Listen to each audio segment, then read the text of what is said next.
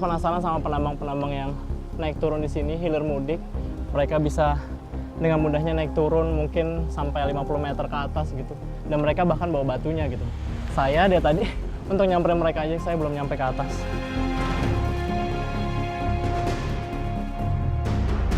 Tunggu, nggak kuat. Ini keren ya. Ibu-ibu di sini sebenarnya punya pilihan untuk bertani doang, untuk di rumah aja. Tapi mereka memilih untuk membantu keluarganya dengan cara seperti ini, ikut suaminya ke tambang.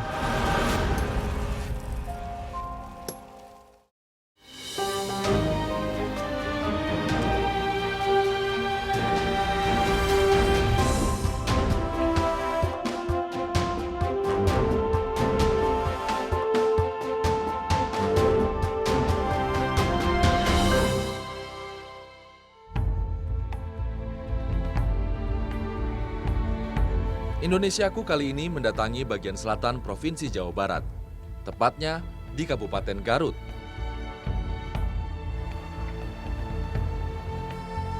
Untuk bisa sampai di Kecamatan Pamulihan, kami harus menggunakan mobil bergardan ganda. Kontur jalan yang berliku dan melalui banyak bukit mengharuskan kami untuk hati-hati dalam memacu pedal gas. Wilayah ini terletak di ketinggian hampir 1.000 meter di atas permukaan laut. Pemukiman warga Pamulihan berada di lereng Gunung Guntur. Sejak ratusan tahun silam, tanah yang subur membuat masyarakat bergantung sepenuhnya pada hasil tani dan kebun. Tapi kini, keadaan mulai berubah.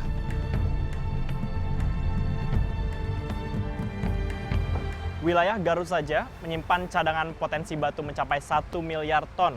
Dan di lokasi yang akan kami tuju nanti, warga telah 15 tahun menambang, dan kabarnya ini bisa menambah penghasilan mereka sehari-hari. Seperti apa kehidupan mereka di sana, kita akan melihatnya lebih dekat dalam Indonesiaku.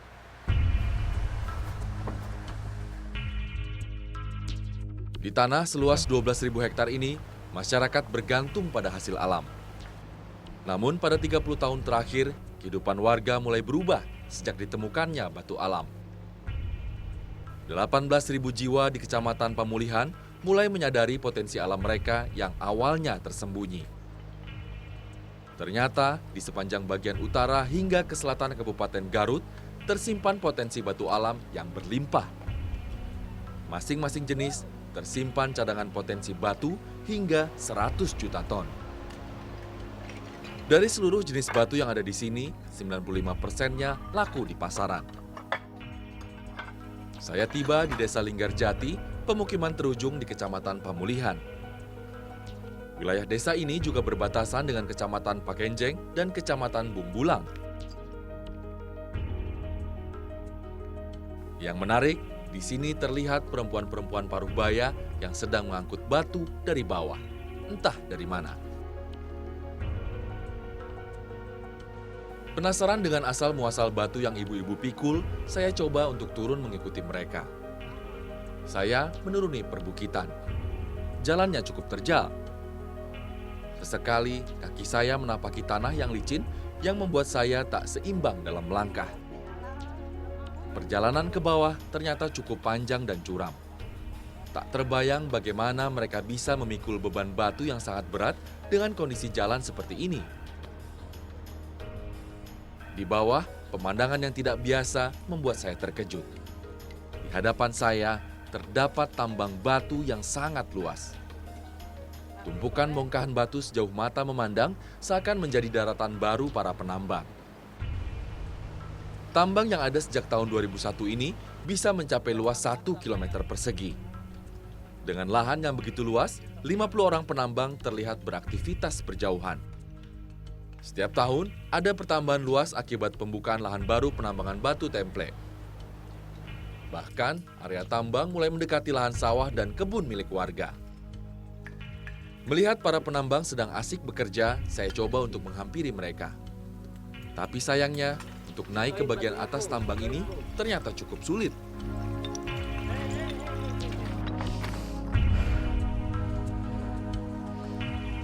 Dari tadi saya penasaran sama penambang-penambang yang naik turun di sini, hilir mudik. Mereka bisa dengan mudahnya naik turun mungkin sampai 50 meter ke atas gitu. Dan mereka bahkan bawa batunya gitu. Saya dari tadi untuk nyamperin mereka aja saya belum nyampe ke atas.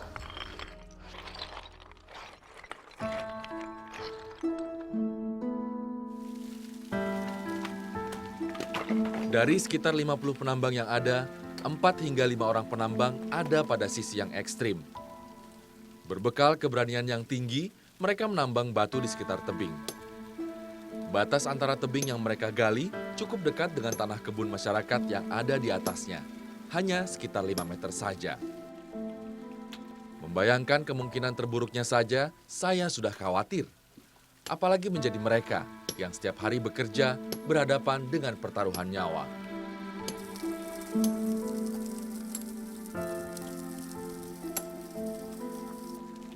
Selama 15 tahun penambangan berlangsung, pihak pemerintah desa dan kecamatan telah memberikan mereka izin untuk menambang. Dan jika melihat hasil tambang yang lebih banyak dibandingkan dengan berkebun, tentu saja ini menjadi pilihan mereka. Selama 15 tahun terakhir, masyarakat desa Linggarjati mulai beradaptasi. Dari bekerja sebagai petani, kini beralih menjadi pekerja tambang. Ini buang ke?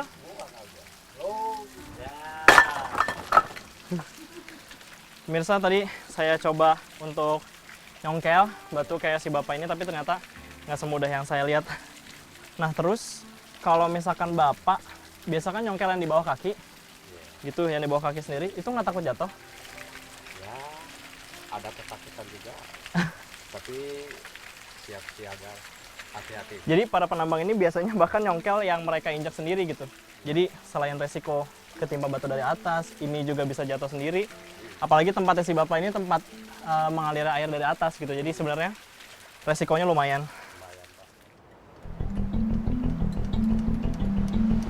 Ada sekitar 35 orang penambang laki-laki di sini. Hampir seluruhnya berusia di atas 50 tahun.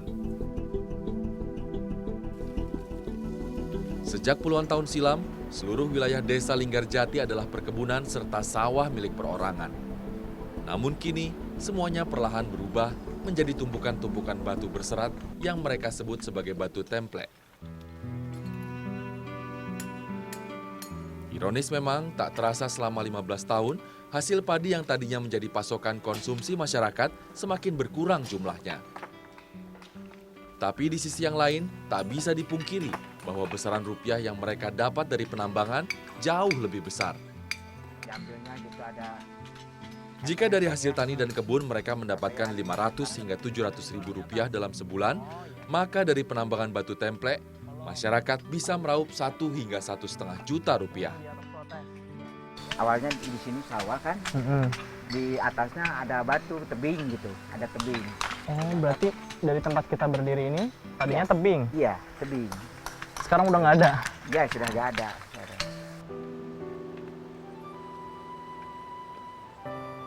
Jelas bahwa sawah dan kebun tidak dapat lagi menjadi tumpuan perekonomian warga saat ini. Apalagi peruntungan dari penggalian batu templek tak mengenal musim seperti padi dan tanaman palawija sebelumnya. Sudah tidak dapat dihitung dengan jari berapa banyak kebun pribadi yang beralih fungsi menjadi lokasi penggalian baru.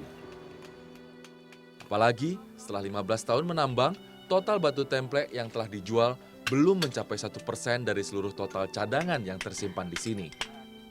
Bayangkan bahwa hampir seluruh daratan di kecamatan ini menyimpan potensi batu templek yang sangat laris di toko bahan bangunan.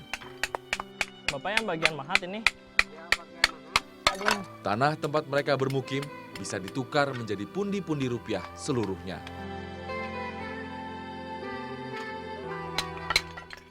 Berarti dulu tadinya sini kebun. Jadi kebun singkong sama sawah. Terus akhirnya jadi tambang batu karena ada yang nyari di sini. Penarian di damal batu penghasilannya lebih pendapatannya lebih besar. Besar ya. Para penambang tak bisa disalahkan sepenuhnya. Karena nyatanya saat ini urusan perut menjadi hal utama yang ada di pikiran mereka. Waktu awal-awal ibu kaget nggak? Langsung sakit apa gimana pas awal-awal bantu? Waktu terus sakit mah iya we. Iya. Pegel-pegel langsung semua. Itu. Soak koe ibu nah. Tapi udah berapa tahun bantu bapak? Hampir 10 tahun dah malah. Oh berarti dari bapak kerja sini ibu udah bantuin gitu. Sejak pagi hingga sore, para buruh angkut batu bisa membawa puluhan kilogram batu templek.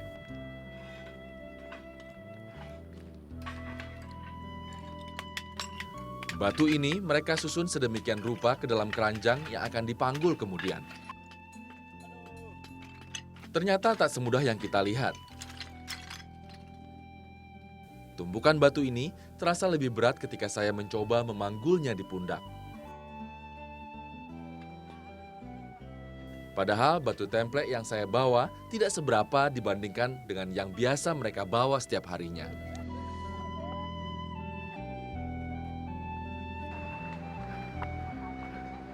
Saya bahkan cuma bawa nggak sampai seperempatnya. Tapi medannya udah luar biasa kayak begini. Keseimbangannya susah, berat, dan pundak saya sakit banget rasanya.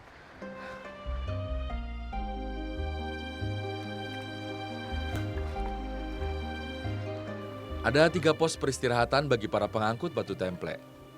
Medan yang terjal tak memungkinkan para penambang untuk meneruskan langkah dalam 1 kali perjalanan.